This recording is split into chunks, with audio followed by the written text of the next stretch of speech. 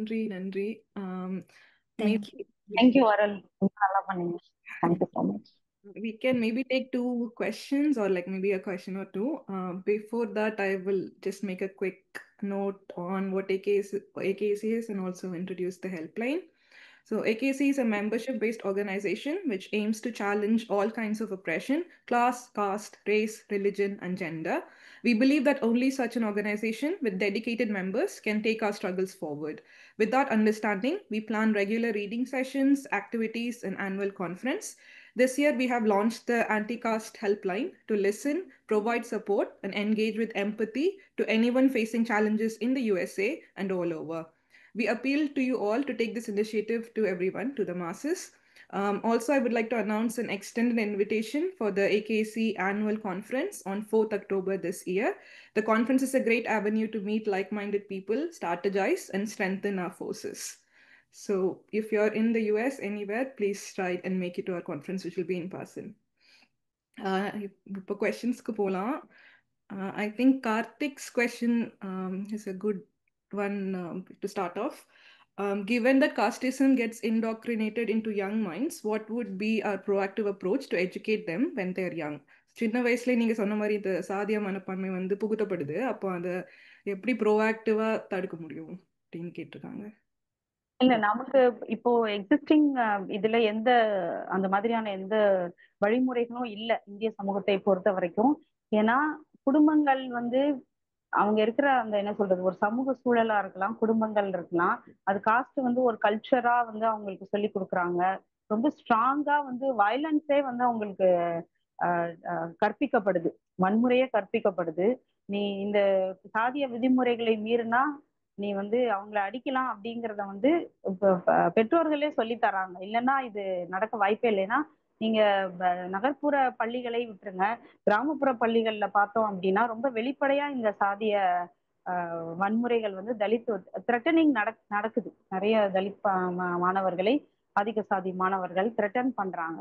So குடும்பமும் அப்படி இருக்கு, ஸ்கூல்ஸும் அப்படி இருக்கு. அப்படின்னும் போது கவர்மெண்டோட ஆக்ஷன் டுவர்ட்ஸ் இந்த விஷயங்களை தடுத்து நிறுத்துறதுக்கு அப்படின்னு பாத்தீங்கன்னா ஒண்ணுமே கிடையாது. அமைப்புகளும் இந்த ஏரியாவை போக்கஸ் பண்றது இல்ல. அவங்க அந்த இந்த இந்த குரூப்ஸை வந்து டார்கெட் பண்ணி அவங்க வேலை செய்யலை இது வரைக்கும் இந்தியன் சொசைட்டில.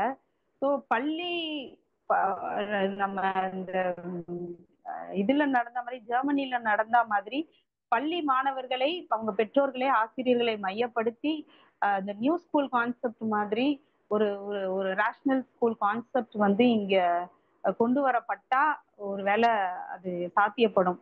மற்றது எல்லாமே வந்து நீங்க இப்போ ஒரு க்ரோன் அப்ஸ் நடத்துற மத்தியில வேலை செய்யறதுங்கிறது வந்து ரூட் லெவல்ல அதை கட் பண்ணாது.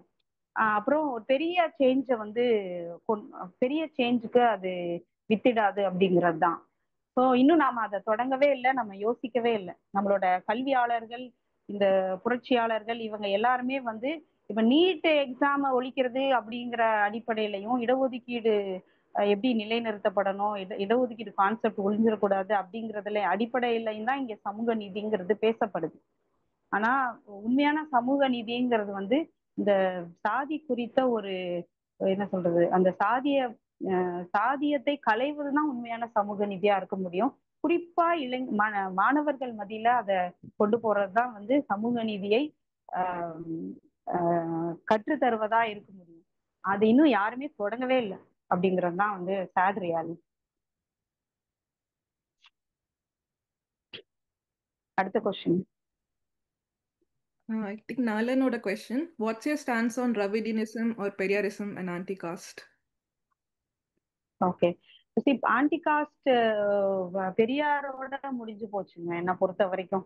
நான் பெரியார் வந்து அவரோட லைஃப் டைமுக்கும் அவரு 90 வயது வரைக்கும் வாழ்ந்தாரு அப்படின்னா அதற்கு மேல ஒரு ஒரு இரண்டு பேரோட வாழ்நாளையும் சேர்த்து அவரு வேலை செஞ்சிருக்காரு. ஒரு தனிநபர் அவ்வளவு செஞ்சதே வந்து பெரிய விஷயம். ஆனா அந்த இயக்கம் அவருக்கு அப்புறம் என்ன செஞ்சதுன்றதுல தமிழ் சமூகத்துல என்ன மாதிரி சாதி ஒழிப்புக்கு குறிப்பா என்ன வேலை செஞ்சாங்க அப்படின்னா ஒண்ணுமே செய்யல அப்படிங்கறதுதான் வந்து இத வந்து ப்ரூவ் பண்றதுக்கு எதுவுமே தேவையில்லை. இங்க நடக்கிற கொடூரங்களே போதுமானது. சாதிய வன்கொடுமைகளும் கொலைகளும் இதெல்லாமே போதுமானது. அது பெரியாருக்கு அப்புறம் வந்து பெரியார் என்ன விரும்பினாரோ அதை வந்து இந்த அவங்க இயக்கம் முன்னெடுக்கல அப்படிங்கிறது தான் வந்து நேர்மையான ஒரு பதிலா இருக்கும்னு நான் நினைக்கிறேன். ஃபெயிலியர் அது உண்மையிலேயே.